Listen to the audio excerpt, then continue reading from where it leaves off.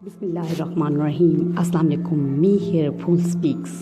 पहले तो मैं वार्मली वेलकम करती हूँ और आपका बहुत ज़्यादा थैंक्स करती हूँ कि आपने अपना कीमती वक्त निकाला और मेरे चैनल में आपने ये मेरी वीडियो वॉच करना स्टार्ट की। जी, तो आज बात होगी बहुत ही अहम शख्सियत की बेटी के हवाले से, जिन्होंने रिसेंटली 2 दिन से ये न्यूज़ बहुत ज़्यादा चल रही है कि माहा, शी इज़ डॉक्टर माहा शाह ने जो है वो ख़ुदकुशी की है या कत्ल, उस हवाले से आज बात होगी। और किन वजूहात की बिना पर, क्या वजूहात थी और उसका जो है थोड़ा बहुत मैं तारुफ आज आपको बयान करूँगी और बताऊँगी कि क्या क्या रीज़न्स थी और किस तरह हमारे सोशल मीडिया में इस तरह की चीज़ें जो हैं वो उसके साइड इफ़ेक्ट्स जो हमारी जनरेशन में इवन के समझदार लोगों पे भी पड़ रहे हैं। जी, इससे पहले कि मैं डिस्कस करूं, आप मेरे चैनल को सब्सक्राइब करना और बेल आइकन को प्रेस करना ना भूलें, ताकि आपको जो भी मेरी अप टू डेट न्यूज़ हैं और जो है नोटिफिकेशन सबसे पहले आपको मिल सके। जी, माहा शाह का ताल्लुक़ जो है वो ट्विटर्स पे भी इस तरह मुख्तलिफ सोशल मीडिया में शेयर हो रहे हैं कि उन्होंने जो है ख़ुदकुशी की। अब ये ख़ुदकुशी की वजूहात क्या हैं? आया कि ख़ुदकुशी की या उनको कत्ल किया गया? पहले तो उनके तारुफ के हवाले से बात करते हैं कि वो डॉक्टर हैं और डॉक्टर यानी कि थी और क्लिफ्टन में वो कर रही थी वर्क, और लोगों का कहना ये भी है कि वो बहुत ज़्यादा शदीद किस्म की डिप्रेशन का शिकार थी।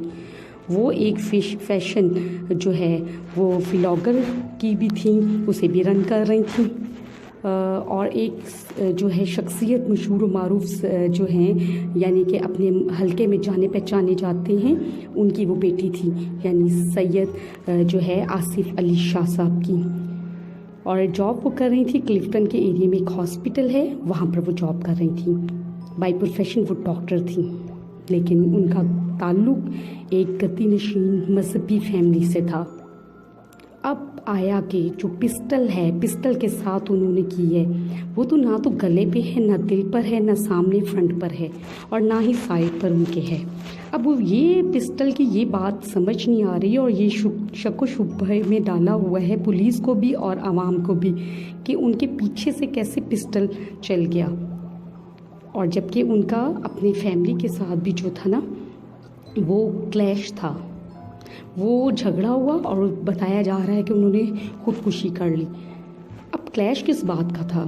आप उनकी फैशन व्लॉगर हैं, बहुत मॉडर्न हैं, बल्कि एक्स्ट्रा मॉडर्न हैं। आप उनके ड्रेसेस को देखें तो आप इस बात से कैसे कह सकते हैं कि उनका इख्तलाफ वाकई नहीं होगा। असल में बात ये है कि हम अपने जब बच्चों को भेज देते हैं मॉडर्न इदारों में, तो हम अपने बैकग्राउंड को देखे बगैर फिर उनसे एक्सपेक्ट कर रहे होते हैं कि वो उस रंग में ना रंगे। आपको पता है मेडिकल की जो फील्ड है उसमें को एजुकेशन भी है और साथ साथ वो मॉडर्न उन्होंने अडॉप्ट कर लिया। अब फादर और ये मदर बीइंग ए मदर भी ये रिस्पॉन्सिबिलिटीज़ है कि आप बजाय इनमें मसरूफ़ हों सेल्स वगैरह को करने में और कंप्यूटर्स वगैरह या इस तरह की एक्टिविटीज़ दूसरी में या घरेलू मसरूफियात में इतनी बिज़ी हैं कि आपको पता नहीं कि आपकी बेटी जो है वो क्यों ऐसा हुआ। इसमें सोच तलब बात है। डिप्रेशन का वो शिकार क्यों हुई? क्या उनके पास शेयर करने के लिए नहीं थे लोग? असल में सारी बात वही आ जाती है कि जो बहुत ही हमारे लिए, जिस तरह कभी कोई अदाकार कर रहा है ख़ुदकुशी, कभी किसी ने कर ली, कभी किसी ने, आम लोगों में भी बहुत से लोग करते हैं। ये तो मशहूर मारूफ होते हैं, सामने आ जाते हैं, बहुत से लोग करते हैं। असल में बहुत ज़्यादा सोशली हम लोग जो है डिप्रेशन में क्यों शिकार हैं? हर तीसरा फ़र्द अमेरिका में भी है। इसकी रीज़न ये है कि हमने सोशल मीडिया टिक पे कंप्यूटर, लैपटॉप और सेल्स पर बिज़ी हैं, जबकि हमें पता नहीं हमारी जनरेशन जो है वो क्या कर रही है। अगर ये बीइंग ए मदर वो देखती तो फिर ऐसा रिज़ल्ट ना निकलते। वो बहैसियत डॉक्टर बहुत अच्छा काम कर रही थी, गुड वर्क कर रही थी, लेकिन हमारे जो मुल्क में अब अफरा तफरी का हो गया है समा। इसकी रीज़न क्या है? आज जनरेशन गैप क्यों ज़्यादा हो गया है? कंदील बलोच जैसी लड़कियाँ क्यों पैदा हो रही हैं?